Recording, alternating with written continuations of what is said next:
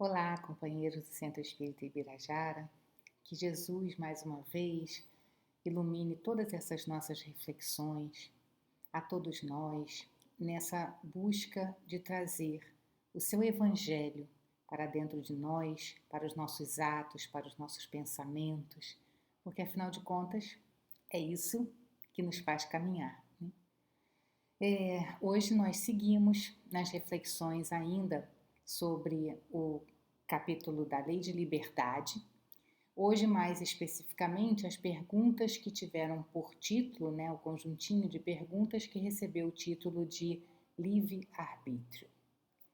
Essa expressão é uma maravilha, porque assim, o que a gente tem visto é que muitas vezes as pessoas se apropriam dessa expressão para usar de acordo com a sua conveniência, né? Então, por exemplo, se a pessoa se sente cerceada na realização de algum desejo que ela tem, aí vem sempre aquela reclamação do tipo: mas cada um tem o seu livre-arbítrio, eu quero exercer o meu livre-arbítrio, e a gente está sempre, né, como é usual entre nós, defendendo os nossos direitos. Eu costumo sempre dizer que há um movimento muito forte de defesa dos direitos, que tem que haver, mas que nunca vejo muito aquela defesa dos deveres. Porque direito e dever são duas palavras que elas não conseguem andar sozinhas, né? E assim também o tal do livre-arbítrio. Porque vamos já corrigir então esse conceito de que livre-arbítrio é você poder agir como quer. Livre-arbítrio não tem muito a ver com a liberdade de querer agir como quer. Você tem a liberdade de agir, mas é livre-arbítrio. O que é um arbítrio, né?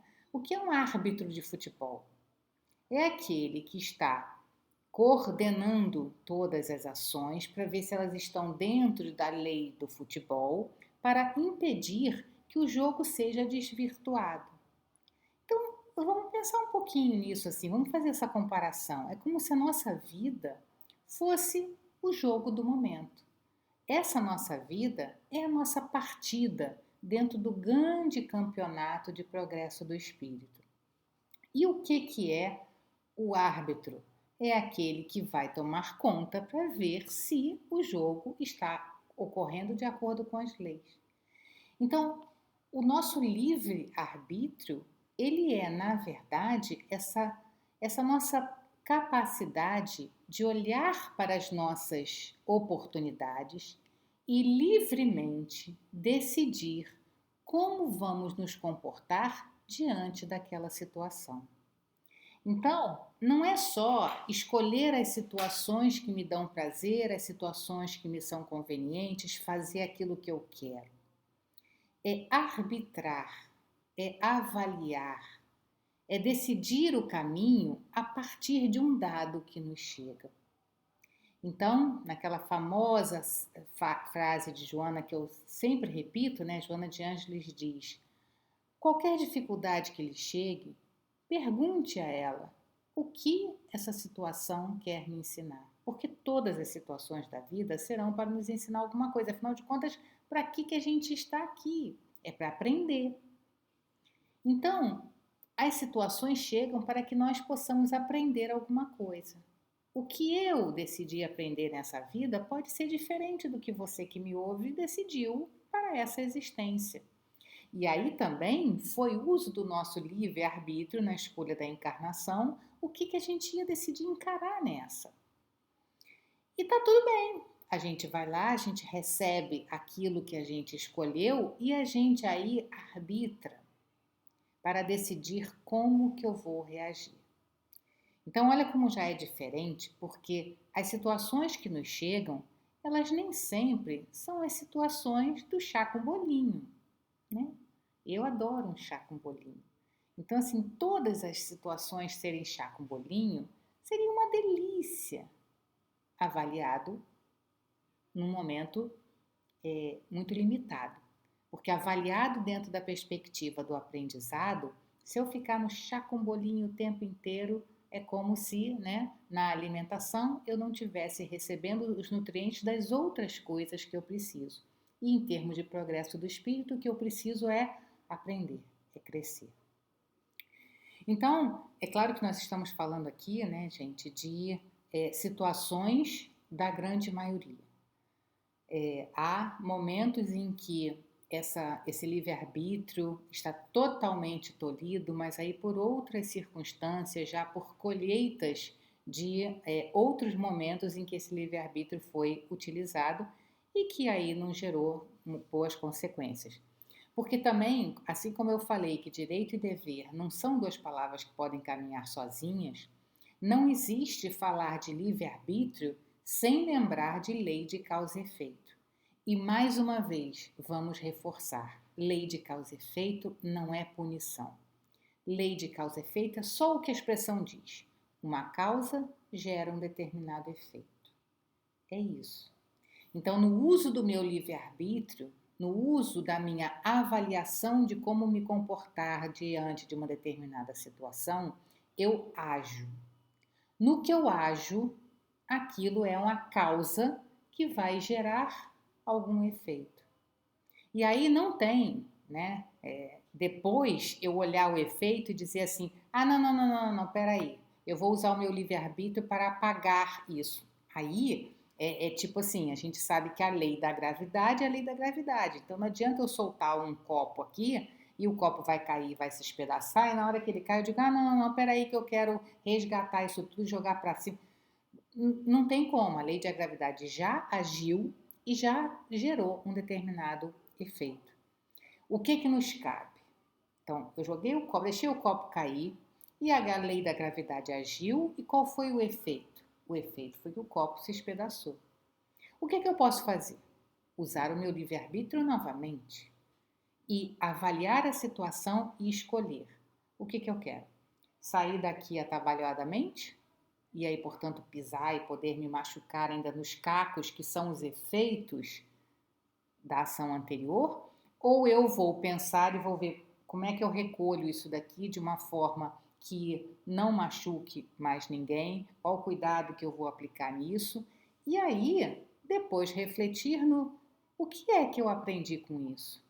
Aprendi que talvez aquela minha forma de segurar o copo não esteja apropriada. Eu sei que é um exemplo bastante simplificado, mas que eu acho bastante educativo para que a gente faça a comparação com a nossa vida. Quando algo nos acontece, quando algo de desafiador, algo que nos desagrada, ou uma grande tragédia, ou realmente uma dor bastante significativa que nos chega na vida, aquilo não é punição. Aquilo é apenas o efeito de algum momento em que eu arbitrei agir de uma determinada forma. E agora aquilo se apresenta como o efeito dessa ação, mas eu tenho, olha que bonito, olha a grandeza disso. Eu tenho renovada a oportunidade de usar o meu livre-arbítrio para então conduzir aquele efeito de uma forma que ele não piore as coisas, não machuque a mim ou aos outros, como os cacos do copo que se quebrou. E a partir daí é importante que eu reflita: o que é que essa experiência me mostrou? Como que deve ser a minha postura daqui para frente? Isso não é ninguém para me dizer. Sou eu no meu livre arbítrio. Essa é a oportunidade de agir. Então a gente vê aqui, por exemplo, a primeira pergunta desse bloquinho, que é a 843, diz assim: tem o homem o livre-arbítrio de seus atos? Porque ele vinha falando, né? Se vocês acompanharam os vídeos anteriores, na liberdade de pensar, por exemplo, ele diz que é no pensamento que a gente é totalmente livre. Aí ele diz, né? Kardec vai lá e pergunta de novo: tem o homem o livre-arbítrio de seus atos?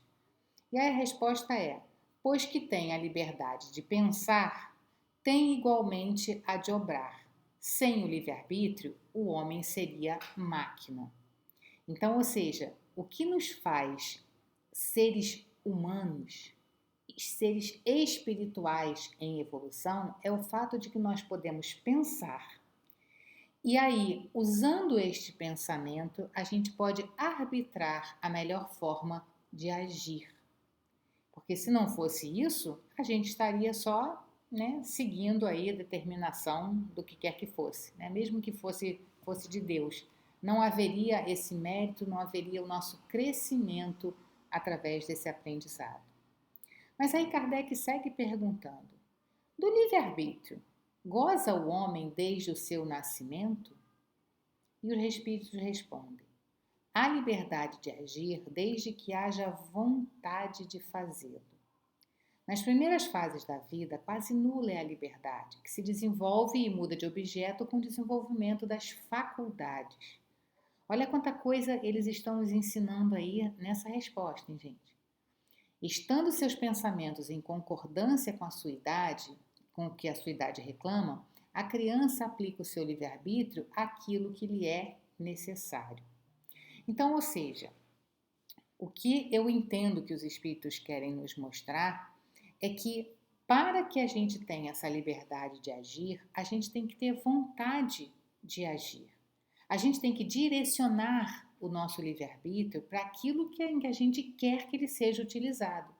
Porque a criança, ela vai usar o livre-arbítrio dela para escolher qual é o brinquedo, né? E se deixar na mão dela, ela só vai brincar, só vai comer daquilo que quer e não vai ainda, devido à sua imaturidade intelectual, ela não vai se dar conta de que ela precisa usar e direcionar essa vontade de pensar e aí decidir agir corretamente para aquelas coisas que são significativas, por exemplo, para a sua saúde. Ela vai preferir sempre comer aquilo que é o prazer do paladar, sem se dar conta de que há alimentos que, mesmo que ela não goste muito, é importante que ela ingira para que tenha todos os nutrientes, etc, etc. Então, da mesma forma, muitas vezes nos comportamos como a criança, porque nós queremos o nosso livre-arbítrio para escolher aquilo que nos dá prazer. Mas aí é que entra, né, qual é a razão de eu estar aqui? Mais uma vez, essa importância da gente refletir qual é a finalidade da minha vida. Porque se eu tiver como finalidade da minha existência esse progresso, eu vou agir, eu vou pensar e eu vou escolher atitudes e pensamentos que estejam em consonância com essa finalidade da vida. De fato, para aquele que só vê a vida material, escolher pelos prazeres é a resposta. Então vamos escolher tudo que seja o maior prazer possível. Só que a mim me parece que essa é uma escolha meio que a da criança, aquela que ainda não está intelectualmente abarcando a grandeza da existência. Nós. E nós que já aprendemos que a encarnação é para aprender. E nós que já temos noção da imortalidade e da brevidade que é uma vida diante dessa, da brevidade que é uma existência diante dessa enorme vida imortal que temos. Então, mais uma vez, os espíritos reforçam a liberdade de agir desde que haja vontade de fazê-lo.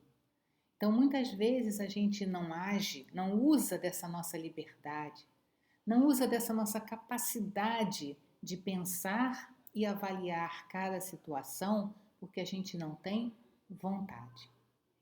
E aí eu queria trazer para vocês uma colocação que Joana de Ângeles tem no livro Triunfo Pessoal, quando ela fala de vontade. Porque Emmanuel também sempre chama atenção de como que a vontade é de fato o combustível que nos leva a engrandecer todas as nossas outras habilidades. O nosso pensamento, a nossa inteligência, isso tudo só é movimentado se a gente está abastecido de vontade. Então, Joana diz que a vontade é a faculdade de bem conduzir as aspirações, objetivando uma finalidade compensadora que resulte em paz íntima. Repetindo, a vontade é a faculdade de bem conduzir as aspirações. Então é por isso que eles dizem que a gente só age se de fato tem vontade de fazer. Então é quando a gente aspira a alguma coisa, como mostra Joana, essa vontade, ela é essa faculdade que faz com que a gente conduza muito bem a nossa energia na direção daquilo que a gente aspira. Mas aí, para isso, a gente precisa aspirar a alguma coisa. O que eu aspiro? O que eu quero? É muito normal, né? Muito comum a gente ver aquelas resoluções de início de ano que ficam perdidas em algum momento. Não vou nem passar aqui julgamento sobre como que a gente escolhe ali as coisas, porque essas escolhas também estarão atreladas ao que seja a nossa aspiração, que a gente deseja alcançar. Mas a história é que a gente faz aquele movimento de desejar, mas a gente não direciona a vontade para o atingimento daquelas aspirações. Então ela diz que a razão indica a necessidade de lograr-se algo. Ou seja, a gente usa a razão, a gente pensa, a gente vê que a gente precisa alcançar alguma coisa. E a vontade pode ser considerada como o ato mental que deve ser transformado em ação mediante o empenho com que seja utilizada. Então, mais para frente ela diz: a vontade é, portanto, o motor que impulsiona os sentimentos e as aspirações humanas para a conquista do infinito, sendo sempre maior quanto mais é exercitada. Então, vamos ver, né? A gente usa a razão e a gente estuda e a gente raciocina a nossa fé raciocinada, mostrando que a gente é um espírito em evolução e que essa existência tem todo um benefício de crescimento, de engrandecimento. E aí a gente faz o que com aquilo, né? Se a gente não direciona para um crescimento, a gente vai ficar estagnado naquela coisa da razão. Quando a gente pensa e a gente usa a nossa vontade para colocar aquilo em ação, vai ter desafio? Claro. Vai ser fácil? Muito provavelmente não, porque somos ainda seres nesse exercício que ela diz aqui dessa vontade e, portanto, ainda apegados a alguns hábitos que viemos trazendo de várias encarnações e que nem sempre nos levaram a bons resultados. Então, o parar, o pensar, o refletir, o que eu quero da existência? Isso, essa minha forma de agir, me conduziu a essa sensação de paz interior, porque o que ela diz é isso. A gente vai saber se a nossa vontade está realmente direcionada para aquilo que importa, para as nossas escolhas corretas, se o resultado vier junto com paz interior. Se nós temos conflitos muito efervescentes dentro de nós, isso pode significar o alerta da lei de Deus lá na consciência, né? Aquela parcela que eu sou de centelha divina, me mostrando que eu estou parada, que eu não estou indo na direção daquelas aspirações maiores que eu possa desenvolver. Então, que guardemos também essa lembrança de que livre-arbítrio é a capacidade de pensar, avaliar uma situação e decidir o que é melhor fazer. Mas temos que levantar a nossa vontade, associar a esse livre-arbítrio, para que esse livre-arbítrio possa de fato ser exercido. Porque senão, como eles dizem, há liberdade de agir desde que haja vontade de fazer. Kardec continua perguntando: não constituem obstáculos ao exercício do livre-arbítrio as predisposições instintivas que o homem traz consigo ao nascer? E aí a resposta dos espíritos é aquela que a gente poderia até já responder para o Kardec, né? A gente já até aqui já estudou bastante coisa, a gente já pode responder, não pode? Qual é o obstáculo ao livre-arbítrio das predisposições instintivas que a gente traz com a gente? Olha, essas predisposições instintivas, elas vieram de hábitos que adquirimos pelo uso do nosso livre-arbítrio nessas condições de outras encarnações lá atrás. Agora, eles vão ser limitantes? Nunca. Eles vão ser indicadores do tipo de escolhas que eu fiz. Mas se eu hoje, usando o livre-arbítrio, hoje, arbitro, penso, avalio em como que é essa minha tendência, eu posso agora chegar à conclusão de que, engraçado, essa tendência não me convém mais. Então o que a gente faz? Pega lá da vontade, junta com essa aspiração que eu tenho de ser melhor e corrijo, e ajo de forma diferente, e altero aquele hábito que eu venho trazendo. Então essas predisposições, elas não me limitam, elas podem me mostrar um efeito de um livre-arbítrio num outro momento, mas eu continuo tendo o livre-arbítrio, mas a liberdade de agir desde que haja vontade de fazê-lo. E aí Kardec ainda continua, né? Mas e sobre os atos da vida, assim, né? No nosso dia a dia, nenhuma influência tem o nosso organismo? E se essa influência existe, não será exercida com prejuízo do livre-arbítrio?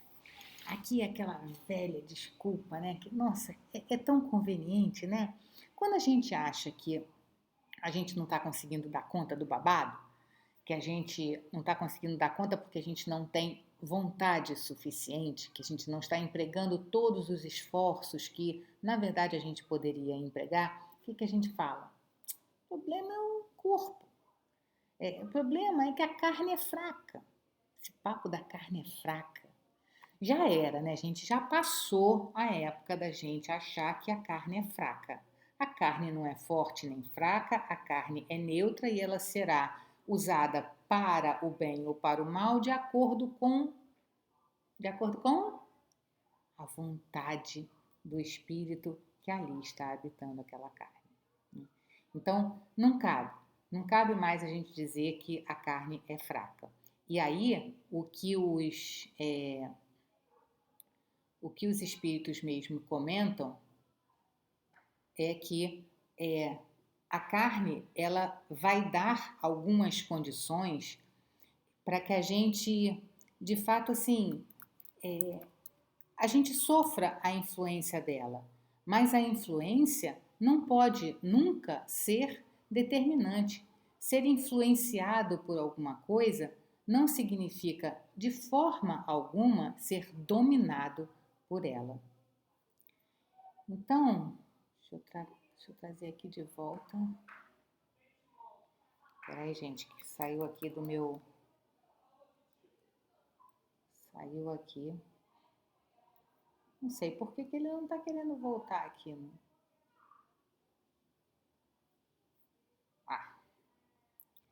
Estamos aqui.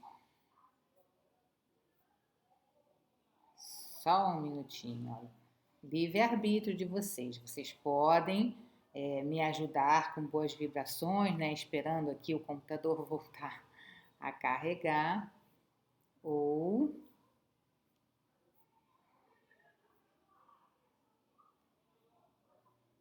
liberdade, livre-arbítrio.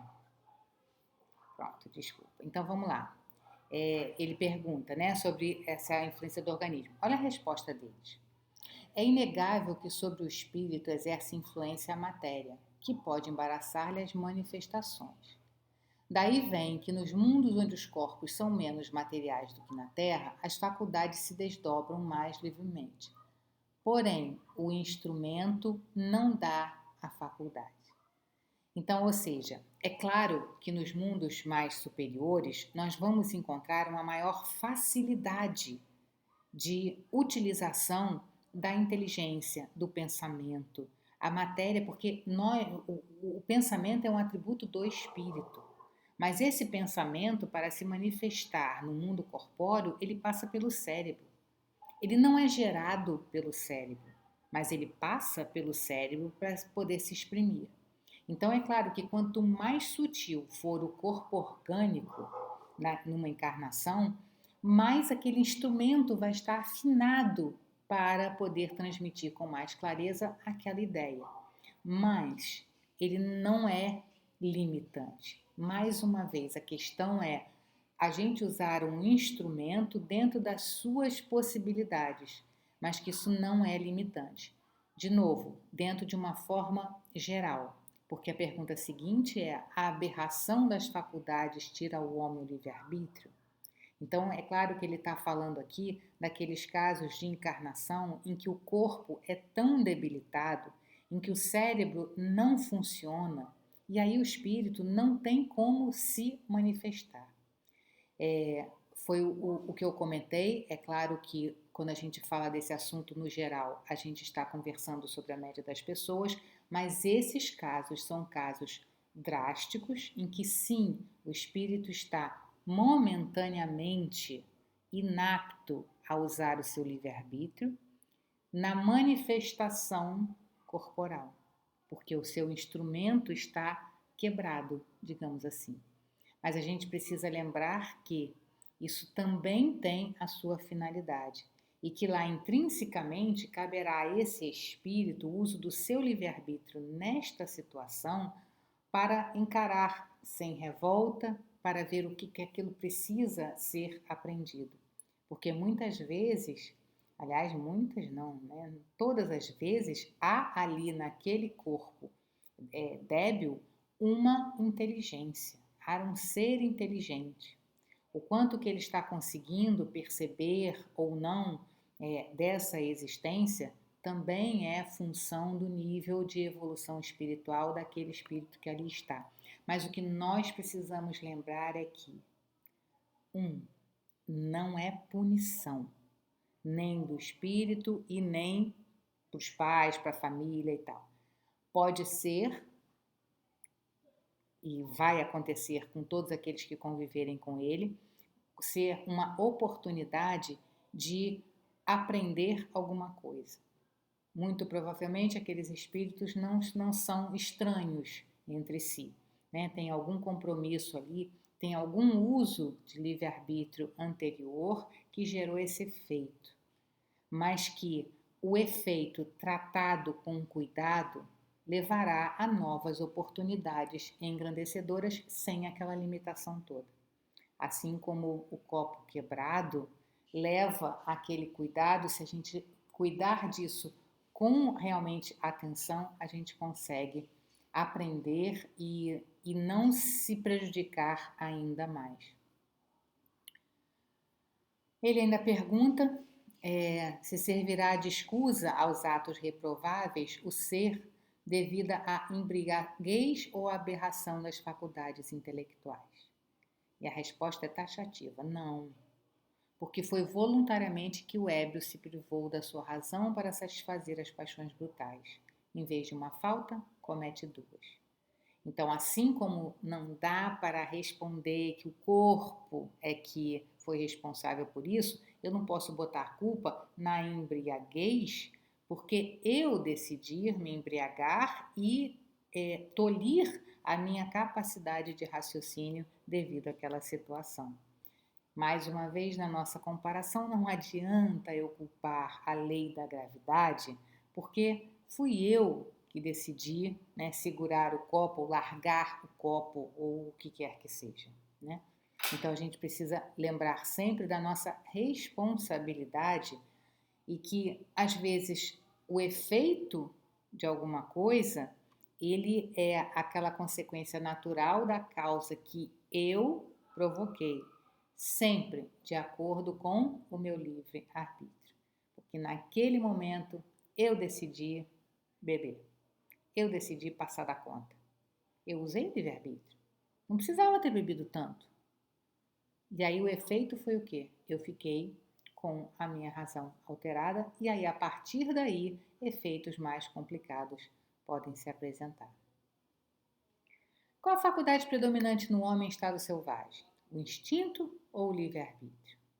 Aí eu acho que é mais uma vez ele volta àquela questão da criança que ele falou anteriormente, né? É claro que no ser primitivo, nas suas primeiras encarnações, o homem tem um instinto de sobrevivência, mas é através da análise do efeito das atitudes que ele toma pelo instinto que ele vai domando e ele vai dizendo, quando ele lembra, né, que aquela situação acontece de novo e aquele instinto de fazer a mesma coisa e ele lembra que ao fazer aquilo o efeito não foi muito bom, ele decide alterar e aí ele consegue se refrear. Isso se chama crescimento. E aí Kardec ainda pergunta, mas e a posição social? Não constitui às vezes para o homem obstáculo à inteira liberdade de seus atos? Isso é muito atual, né? Porque aqui Kardec estava perguntando com relação à posição social no sentido da hierarquia ali das pessoas, aquela pessoa que é importante e que tem que cumprir determinados papéis na sociedade e tal. Só que hoje, mesmo quem não tem tanta importância, se sente pressionado a algumas atitudes em função do que a sociedade continua, do que a sociedade conceitua como sendo bacana, ótimo de você fazer, aquela sensação que a gente tem de pertencer àquele grupo, de fazer aquilo que é bem aceito. E aí a resposta dos espíritos é fora de dúvida que o mundo tem suas exigências. Deus é justo e tudo leva em conta. Deixa-vos, entretanto, a responsabilidade pelo pouco esforço que fizerdes para vencer os obstáculos. Então, assim como não cabe culpar o corpo por qualquer atitude nossa, por qualquer decisão infeliz que venhamos a tomar, também não cabe simplesmente não se esforçar para conciliar as coisas que precisamos fazer no mundo, os nossos papéis que viemos exercer nessa encarnação, não cabe a gente jogar a culpa toda na sociedade. Por quê? Temos o livre-arbítrio de simplesmente dizer, não, isso me é lícito, mas não me convém, né? Como diria o velho e bom Paulo, tudo me é lícito, mas nem tudo me convém. Então a sociedade pode até me requisitar, pode até me bajular para aceitar determinados comportamentos que são tão agradáveis, tão prazerosos. Não, ai coitado, ele já trabalha tanto, deixa ele fazer isso aí, sei lá, deixa ele beber um pouco, deixa ele se distrair. Mas é isso que eu quero dentro daquelas aspirações que a minha razão já me mostrou serem convenientes para a minha paz interior, como disse Joana.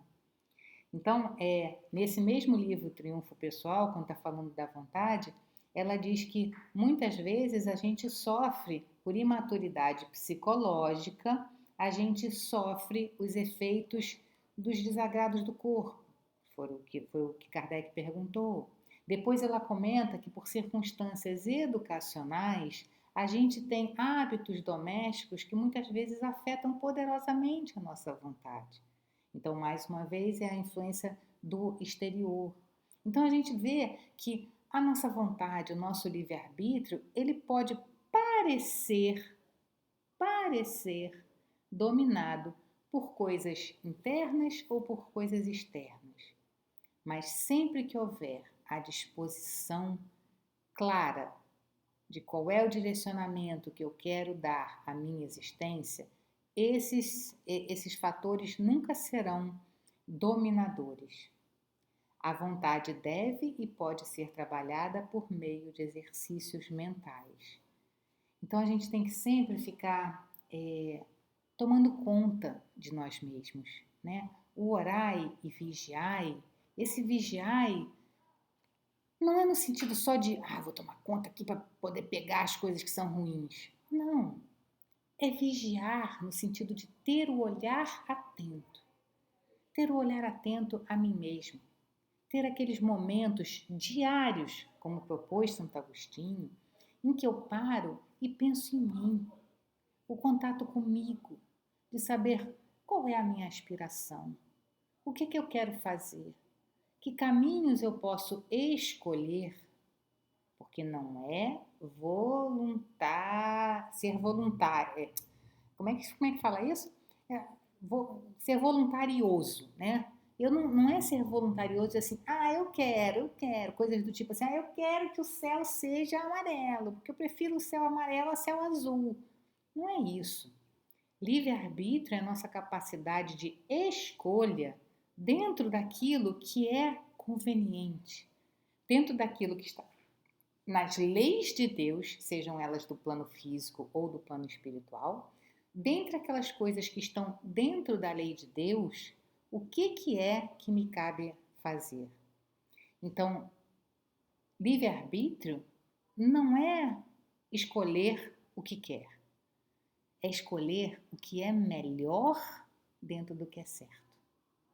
Não é escolher fazer coisa errada. Quer dizer, claro que você pode escolher fazer coisa errada, a gente pode escolher.